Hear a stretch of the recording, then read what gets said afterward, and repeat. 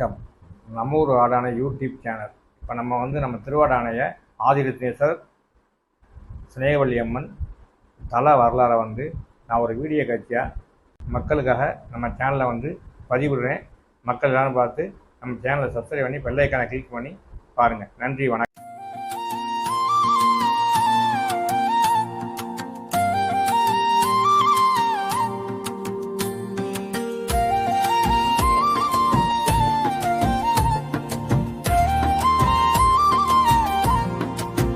திருவாடானை சினேகவல்லி அம்மன் ஸ்ரீ ஆதிரத்னேஸ்வரர் ஆலய தல வரலாறு.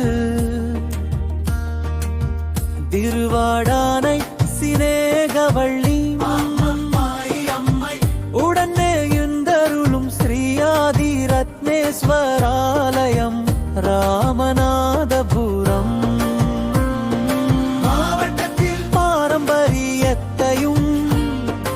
ஆன்மீகமாயும் உள்ள முக்கிய சிவசகி தலமாகும்.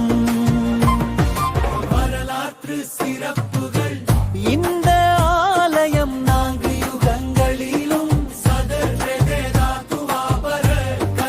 இருந்ததாக தலபுராணங்கள் கூறுகின்றலும்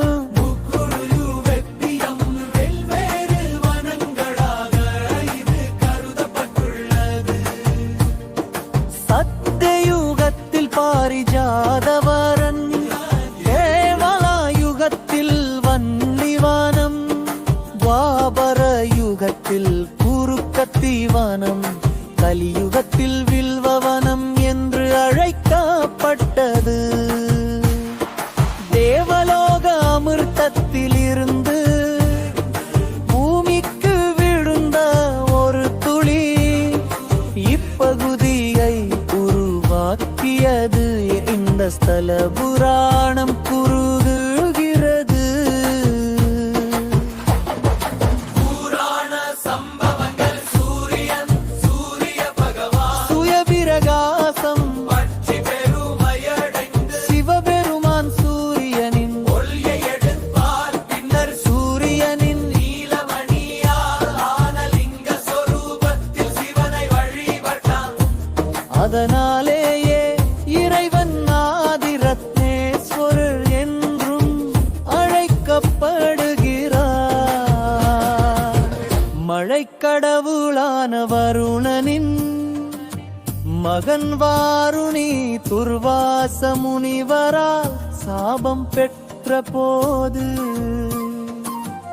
இந்த ஆலயத்தில் அபிஷேகம் செய்து சிவனை வழிபட்டு தன் சாபத்தை தீர்த்தாது.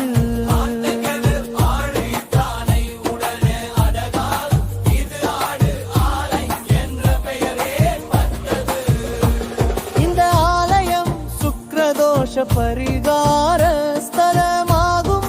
சுக்ரன் தொடர்பான திசை புது சுக்கிர ஹோமம் போன்ற விசேஷ வழிபாடுகள் இங்கு சிறப்பாக நடைபெறுகிறது.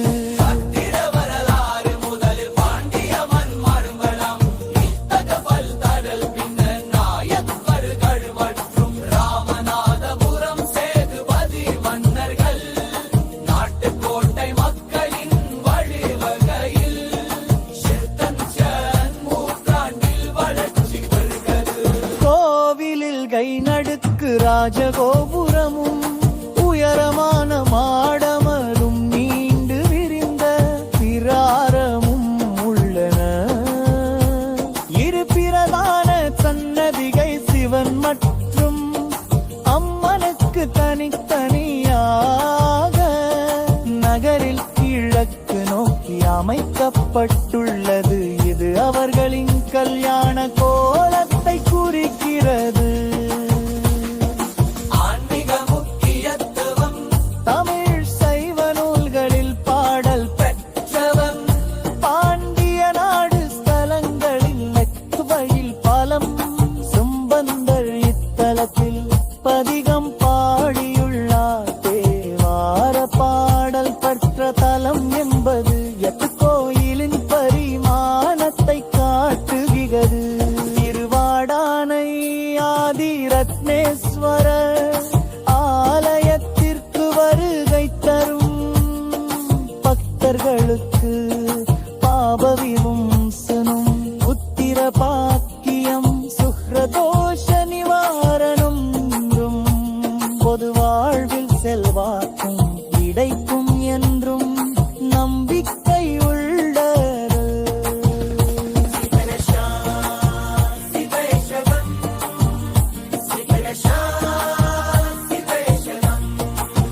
பெருமானாரை சிறேதமிழ் தங்கள் சாயிலம்மையின் உலக எங்கருளும் ஸ்ரீயாதி ரத்னேஸ்வராலயம் ராமநாதபுரம் வரலாற்று சிறப்புகள்